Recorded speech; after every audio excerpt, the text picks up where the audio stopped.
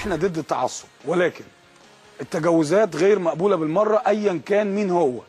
التجاوزات بالنسبه لنا غير مقبوله بالمره ايا كان مين هو.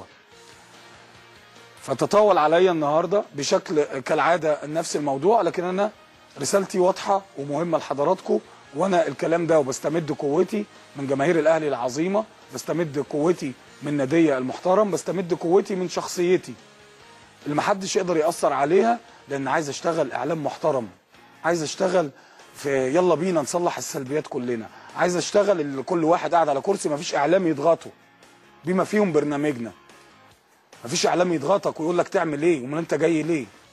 عايز اشتغل بكل احترام، اللي انا احترم المنافس بتاعي واحترم المنافس الاخر. وهقول لك دلوقتي اللي انا اكيد بحترم جماهير نادي الزمالك، اكيد بحترم كيان نادي الزمالك، لكن لما يطلع حد يتطاول علينا غير مقبول بالمره. فعشان كده هسألك سؤال واضح على شاشة النادي الأهلي. أنت اللي عديت جماهيرك، أنت اللي عديت الزملاء الصحفيين وبتتطاول عليهم، أنت اللي عديت رموزك قبل ما تعادي رموز النادي الأهلي، أنت اللي بتهاجم كل الناس. هو احنا دولة قانون ولا مش دولة قانون؟ هو احنا بنتكلم عن روح رياضية واحترام ولا احنا بنتكلم عن ايه بالظبط؟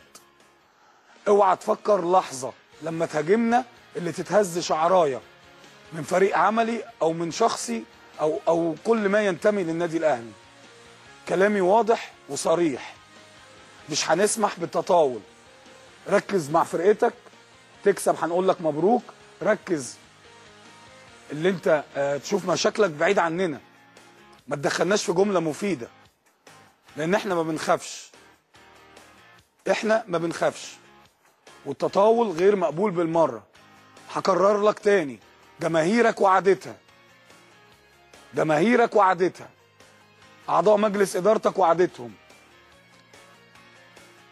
رموز نادي الزمالك وعادتها، وهنتهم في ايه؟ الكل مستباح؟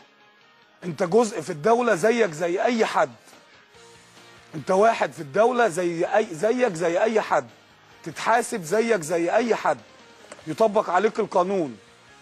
لما انا اغلط لازم اتحاسب ويطبق عليا القانون، ولما حضرتك تغلط في اي حد ايا كان مين هو، لو عامل غرف ملابس بسيط لغايه اكبر راس في الدوله، لما تغلط تتحاسب.